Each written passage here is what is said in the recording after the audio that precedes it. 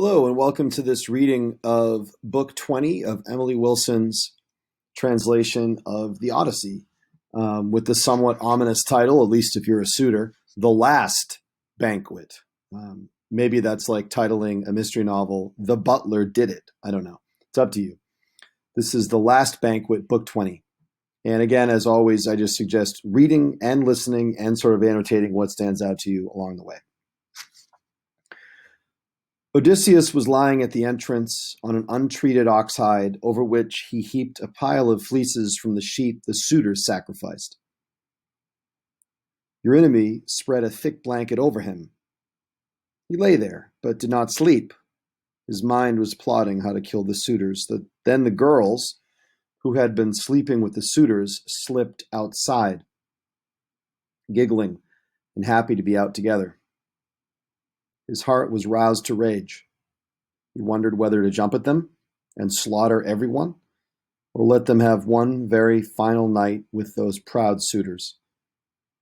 And his heart was barking, just as a mother dog will stand astride her little puppies, bristling to fight if she sees any man she does not know. So his heart growled inside him. He was shocked at their behavior. He slapped his chest and told himself, "Be strong, my heart. You were hounded by worse the day the Cyclops ate your strong companions. But you kept your nerve till cunning saved you from the cave. You thought that you would die there." So his heart held firm and constant. But he writhed around as when a man rotates a sausage full of fat and blood. The huge fire blazes and he longs to have the roasting finished. So he squirmed this way and that and wondered how he could attack the shameless suitors, being one against a multitude. Athena came from heaven and stood near him, at his head resembling a woman, and she said, "Why are you wide awake, unlucky man? This is your house. This is your wife inside, and your own child, the son you hoped to have." Clever Odysseus said, "Goddess, yes, all that is true, but I am wondering how I can attack those upstarts who are always clustered together while I am alone. My biggest fear is this. If you and Zeus help me to kill them, then what? Where can I run to escape my punishment? You tell me." With glinting eyes, Athena said, "So stubborn, most men trust friends, even weaker mortal friends whose judgment is far worse than mine. I am a goddess, and throughout your many trials I have watched over you.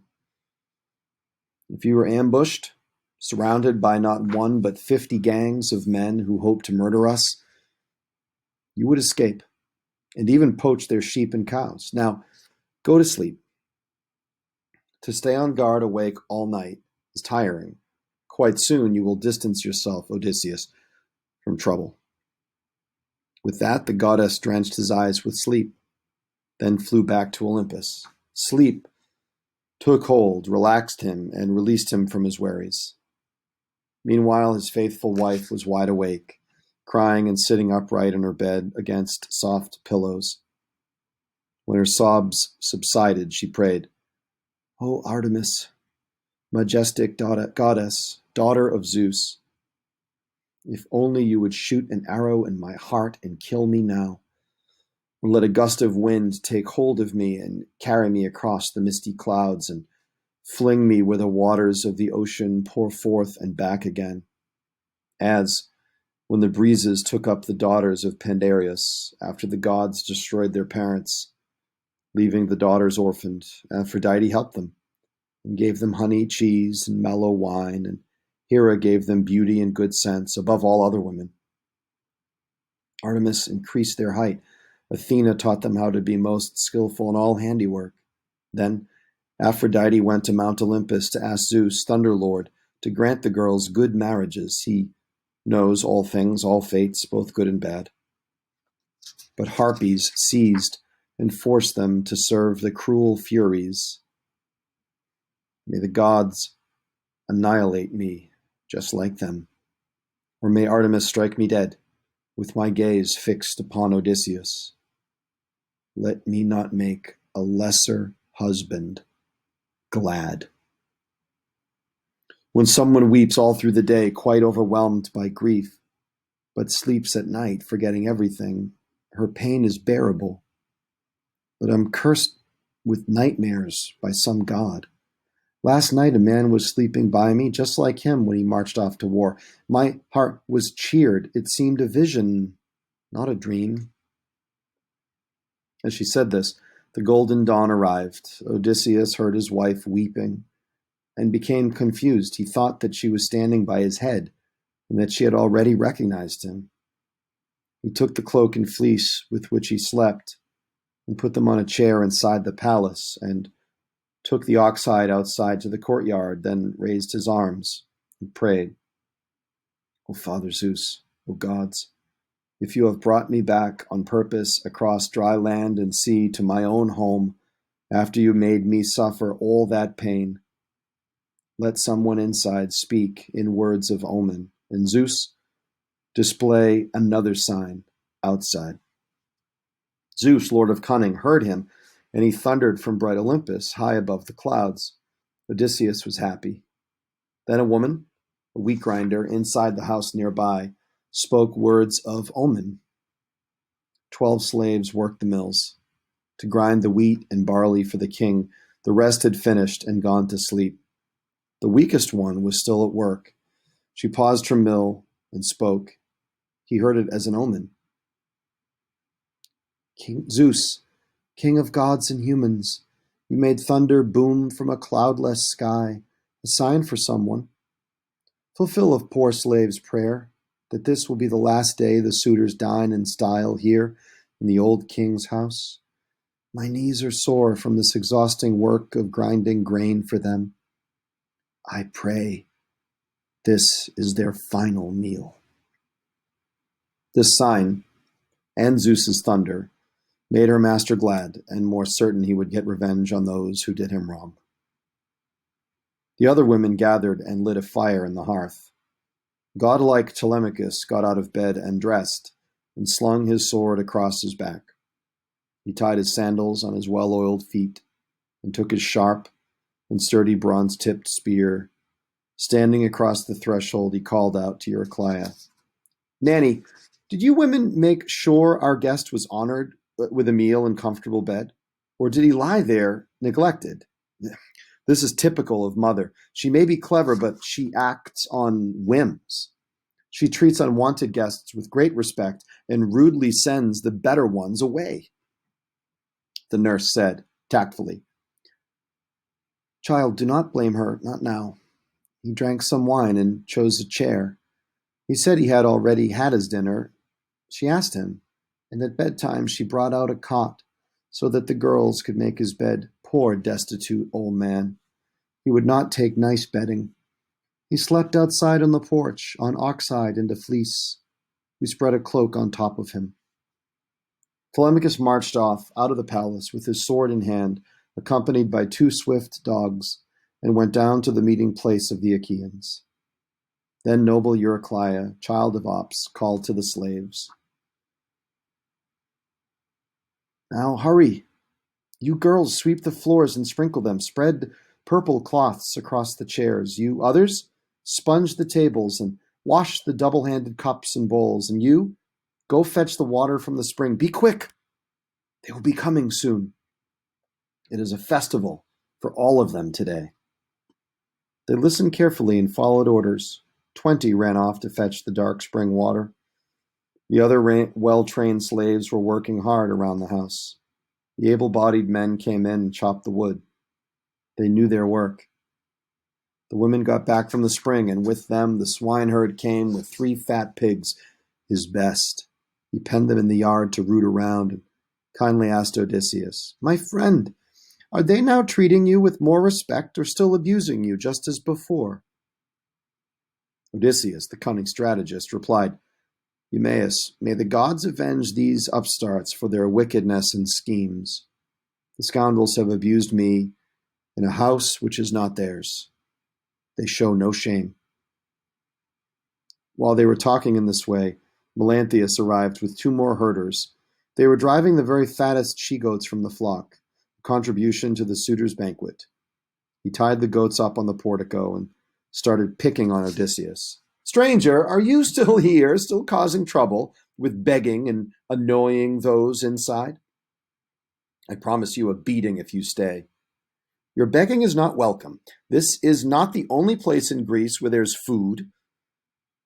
Inscrutable Odysseus said nothing. He bowed his head in silence, contemplating his murderous plans. The third and final herdsman, Philœtius, an overseer, came herding fat he-goats and an uncalved heifer, brought by a ferryman to Ithaca. The ferries also carry passengers when anybody needs to get across. Philœtius tied up his animals outside and asked the swineherd, Who is this new guest who has arrived? Who are his people? Where is his native land, his ancestry? Poor man, he has a kingly look. His bearing is like a lord's. When gods spin threads of pain, even great kings are made to wander far and suffer greatly. Then he shook his hand and greeted him. Good morning, sir. You're down on your luck. I hope things change for you. No god is more destructive, Zeus, than you. You are the father of humanity, but you do not take pity on our pain. My eyes are wet and my skin is damp with sweat, and as I think of Odysseus, if he still lives and sees the sun, he must be lost and dressed in rags like these. Or if he has already died, oh Lord Odysseus, I'm so sorry. He entrusted me with my first herd when I was just a little boy in Cephallenia. His cattle now are countless. They would not have multiplied so well for someone else. But now these men are telling me to drive the cows to them for food. They do not care about the boy or tremble at the eyes of watchful gods. My master has been gone a long time now. They want to share his wealth among themselves. And I keep turning over in my mind that it would not be right to take the cows and go to foreign lands when master's son is here. But it's worse to sit and suffer just taking care of other people's cattle. I would have run away and gone to serve another king.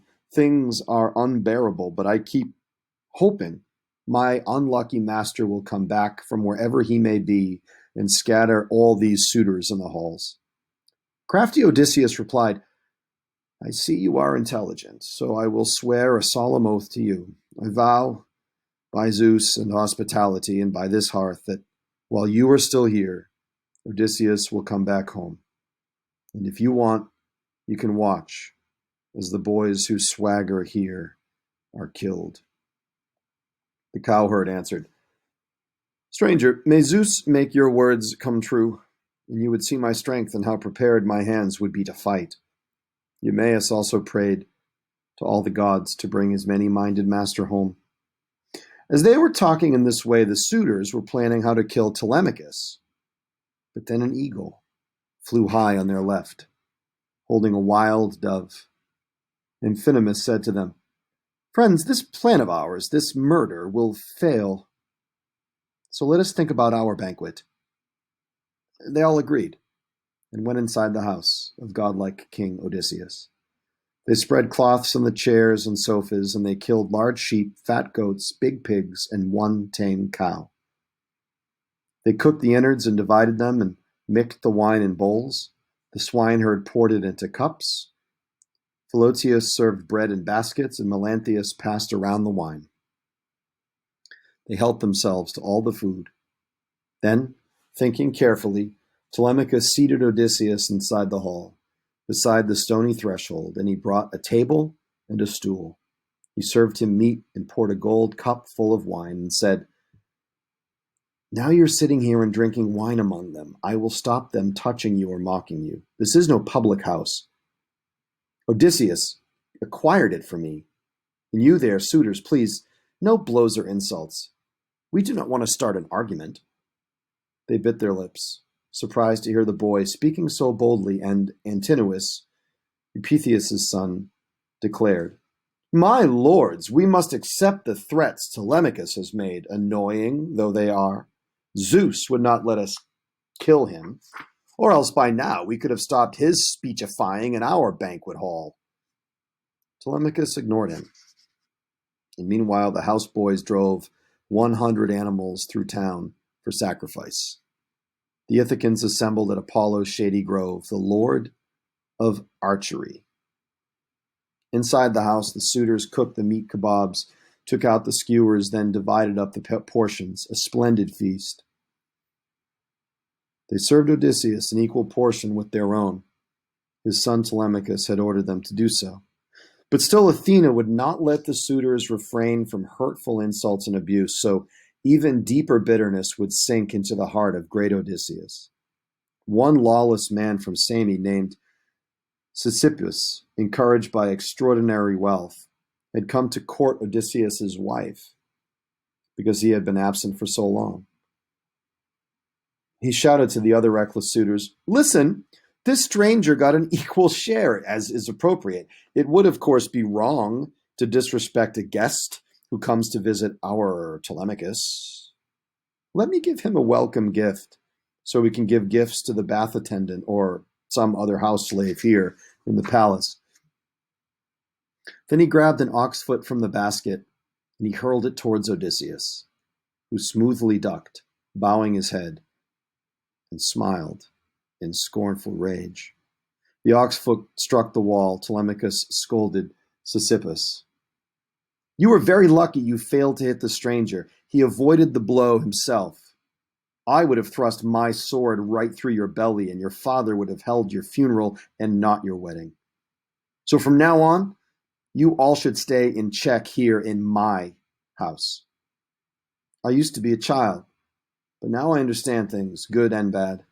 I have to watch and put up with all this. The slaughtered sheep, the food, the wine. It's hard for a single man to put a stop to such a multitude. But please back down from your hostility to me. Or if you do still want to kill me with bronze swords, go on, I want you to. It would be better to die than have to watch you suitors acting so horribly, abusing strangers, dragging the house girls through my home, molesting them." They all fell silent. Agelaus spoke. "My friends, his words are fair. Do not get angry or argue back with him. Do not abuse the stranger or Odysseus's slaves. Telemachus, I offer some advice to you and to your mother, with respect. I hope you can accept it. While you thought your many-minded father would come home, there was no harm in holding us at bay and waiting in case he came back again. Now it is obvious he will not come. So, boy, sit by your mother and advise her to choose the best, most generous of us to marry. Then you can enjoy the wealth left by your father, eat and drink, and she can go take care of someone else's house." Telemachus inhaled, then answered, "Yes, by Zeus, by my father's sufferings lost far from Ithaca, or maybe dead, I will cause no delay, and I will tell her to pick a husband, and I will provide a lavish dowry. But I am reluctant to force her if she does not want to go. May no God make that happen." So he spoke. Athena turned the suitors' minds. They laughed unstoppably. They cackled, and they lost control over their faces. Plates of meat began to drip with blood. Their eyes were full of tears. They began to wail in grief. The prophet, Theoclemenus, addressed them. "What awful thing is happening to you? Your faces, heads, and bodies are wrapped up in night. Your screams are blazing out like fire. The ornate palace ceilings and the walls are spattered with your blood. The porch is full of ghosts, as is the courtyard, ghosts descending into the dark of Erebus. The sun has vanished from the sky, and gloomy mist is all around." At these words, they all laughed. Eurymachus spoke up. "This new arrival has lost his mind. Quick, fellows, throw him out. Make him go to the marketplace. He thinks it is like night in here." The prophet answered, "Eurymachus, I will not ask for guides. I have good eyes and ears and feet. My mind is working perfectly. and I am leaving. I sense some evil coming for you all who sit here in Odysseus's house, tormenting and oppressing other people. Not one of you will get away. With that, he left the palace and went down to meet Piraeus and was welcomed there. The suitors, with glances at each other, tried to tease Telemachus by laughing at his guests. What awful luck you have with visitors! Here is this dirty beggar, always wanting more food and wine, who is unskilled in farm work or fighting, a mere burden on the earth. That other one just stood there prophesying. Now, listen, I propose a better plan. Pack up your strangers on a boat as slaves, send them to Sicily, and make a profit. Telemachus ignored the suitor's words and watched his father quietly, still waiting for when they should attack the shameless suitors. The beautiful Penelope had wisely set up her chair to face them, and she listened to what each man was saying. They had killed numerous animals and made their banquet with laughter. But no dinner time could be less welcome than the one the mighty man and goddess would soon bring them in revenge because they started it and wronged him first.